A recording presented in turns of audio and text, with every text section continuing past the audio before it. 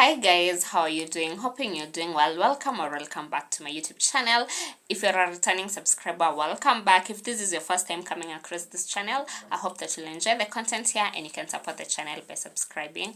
My name is Lynn. I'm a counseling psychologist and you're much welcome to Lynn's Corner. Today's video, as you've seen from the title, we're going to be talking about sleep and sleep hygiene and what all that entails. So make sure you stay tuned up to the end of the video to learn on everything that I'm going to talk about. And before I start this video, I want to start with giving a shout out to all women out there. All women, you're doing great. We see you, we love you, and we hope that we can grow to be strong like you. We can go to transform the world like you're doing. Happy International Women's Day to every woman out there. Yeah, and let's get right into the video. So as I've said, we're going to be talking about sleep hygiene, what that entails, what it means to have poor sleep hygiene, what are the signs of poor sleep hygiene, and how you can build your sleep hygiene so that you can optimize your sleep and so that you can be getting good quality and quantity sleep. So the reason as to why I'm doing this video is because I know a majority of people in my generation and even in the generation ahead of us, most of us suffer when it comes to sleep. We either don't get enough sleep, or when we want to sleep, our sleep kinda rejects us and we find that we're not getting as much sleep as we'd want, and when we get that sleep, it's not of good quality. We are not optimizing our sleep, myself included. So sleep hygiene basically refers to both your sleep environment and your behavior. By sleep environment, I mean, where are you sleeping? Where are you getting this sleep from? Where is the environment that you are sleeping at? And your behavior is the things that you do before you sleep. Yeah, so we've gotten that part. Good sleep hygiene includes setting a strict sleep schedule, following a bedtime routine, forming healthy habits, and optimizing your bedroom for sleep. And strong sleep hygiene means having a both bedroom environment and daily routines that promote consistent and interrupted sleep. That is what we mean by quantity sleep. Quantity sleep is sleep that is consistent and it's uninterrupted, that ukilala unalala kama mtoto, unalala tu vizuri. Yeah, so you get quantity sleep. And quality, basically it involves the amount of time that you're sleeping. Poor sleep hygiene can negatively impact both sleep quantity and quality. And healthy sleep improves productivity and overall quantity of life. Hence, it's important for both physical and mental health.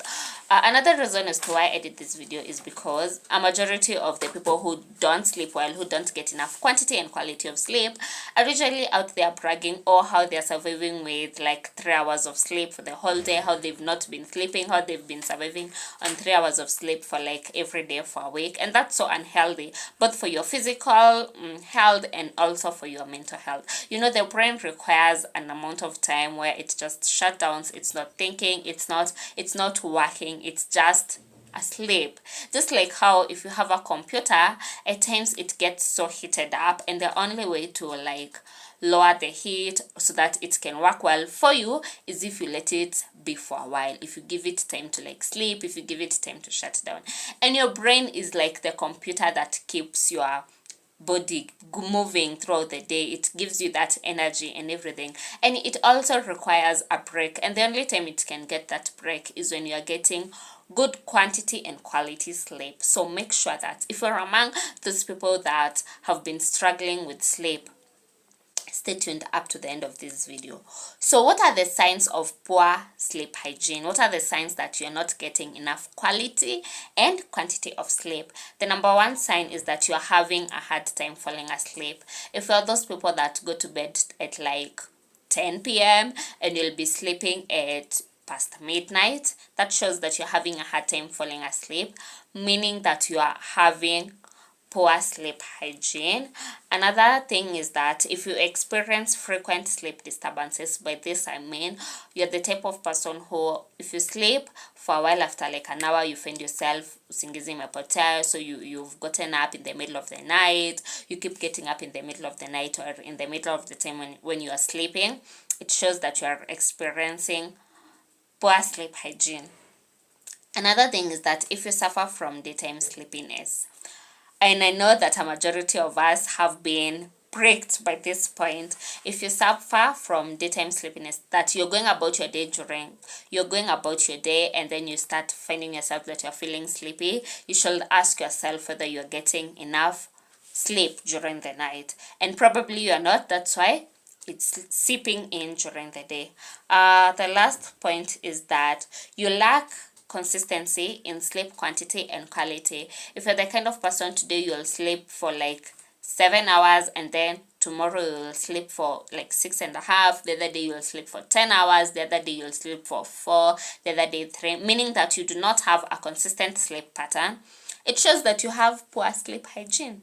Now, after we've talked about poor sleep hygiene and we've seen that it affects your physical and your mental health, what can we do to achieve good sleep hygiene? What can we do to achieve the amount of sleep that they say we should be sleeping? That is 7 to 8 hours. Yeah, it's usually 6 to 8 hours of sleep is the best, and the median there is 7. So if you're sleeping for like 7 hours, you are good. But if you are not, here are the tips that you should probably follow. The number one thing is that you should set a sleep schedule. Like, tell yourself, I will be sleeping for 7 hours. How will I be achieving the 7 hours of sleep? What is the time that I'll be sleeping? What is the time that I'll be waking up? So fix a sleep like time and also a sleep waking up time. If you choose that you'll be falling asleep at say like 10 p.m., then you choose that by every day 7 a.m. I'm up. Yeah. So fix yourself sleep time and a wake up time. The other thing is make sure that you prioritize sleep. The biggest reason that we don't get quality sleep is because we choose other things to do other than sleeping. You choose that let me finish this episode, let me work, let me do all these other things, let me go hang out with my friends. Yeah, all those things that you do that make you not get enough quality sleep time. So choose to be prioritizing sleep and let the people around you also respect that first of all yourself. If you're the type of person who usually tells themselves that I have to finish this episode, I have to finish this series, I have to work before I sleep, prioritize your sleep. And then communicate that to your friends, communicate that to the people around you that ikishafika, when it gets to this particular time, I'm unreachable, don't contact me, that's my sleep time, that's my me break time, it's my sleep time. The other thing is make gradual adjustments. Saying that you'll be falling asleep for this time might be difficult, but if you choose to do it gradually, then you'll find that you'll get there. And also, should you choose to interrupt that pattern, let it be gradual. Say we said the example of sleeping at 10 p.m.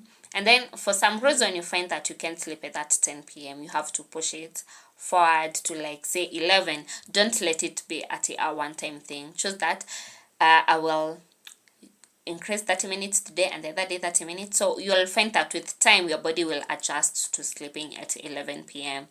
Yeah, so don't let it be rushed. Don't let it be like a one-time thing. So you choose that you'll be sleeping at 11. You'll find that you'll go back to experiencing problems before you sleep. And the last thing in setting a sleep schedule is don't overdo naps.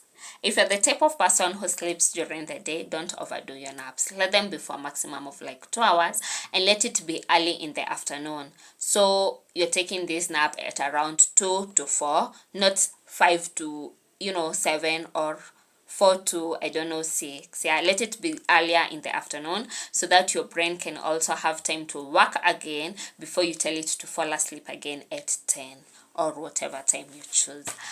The second thing in creating a healthy sleep routine is following a nightly routine. These are the things that you do before you fall asleep. So be consistent in the routine you do before falling asleep. If it's brushing your teeth, if it's, putting on pajamas, preparing yourself for bed, let it be consistent. Let your body even adjust. When it gets to 9:30, we do this, we do this, we do this. So that by 10, we are in bed. Yeah, and also budget 30 minutes for winding down.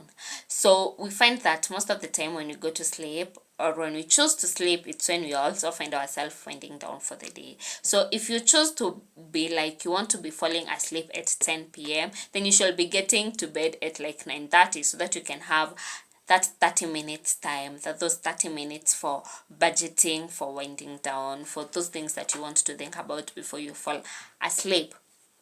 The other thing is, make sure that you're sleeping in a dimly lit room. You can't be trying to fall asleep in a room full of lights. That won't happen. The sleep won't come. So yeah, the other thing is unplug from electronics, put your phone away. If you choose, those 30 minutes that I said that you are budgeting for winding down, that's the time when you put your phone away, switch off your TV, switch off your laptop, whatever you're doing, whatever electronics that you use before falling asleep, you unplug from them. And the last thing is test methods of relaxation. When you go to fall asleep, you just don't sleep once. Your mind needs to relax first of all. So choose whatever method that you'll be using for helping you to relax. Is it meditation? Is it mindfulness? Is it paced breathing? Do you actually know what paced breathing means? That is like controlling your breaths. Say you're breathing in fours, so 4 breathe in and then 4 out, in twos, whatever. Yeah, choose whatever method that will work for you to relax. The third thing is cultivate healthy sleeping habits or healthy daily habits. That is, get daylight exposure. During the day, let your body feel that anyway, it's during the day. There's daylight exposure. The other thing is be physically active during the day, so that even when your brain is resting, it's like resting because you are active. You can't be that you are not active and you want it to rest. The brain will be like, but see, we were just chilled the whole day. What do you mean we have to rest again? That sleep won't come. The other thing is avoid smoking and reduce alcohol consumption. For those who take alcohol, they tend to say that alcohol helps them to sleep very fast. But that means that you're only getting quality sleep, but you're not getting it in good quantity. Because once you sleep under the influence of alcohol, when the alcohol wears out, you'll find that you'll wake up. Yeah. So reduce alcohol consumption. And the other thing is cut down on caffeine in the afternoon and in the evening, so that you can fall asleep. As you know that caffeine is a stimulant and you can't sleep when stimulated. The second last thing is avoid dining late. So also plan your meal times well before you fall asleep. And the other thing is restrict in-bed activities. Let the activities that you do in bed be only activities that can be done in bed or that will be done in bed. Is it sleeping or whatever else activity you choose to be doing in bed? Let it be an activity that really has to be done in the bed. Yeah.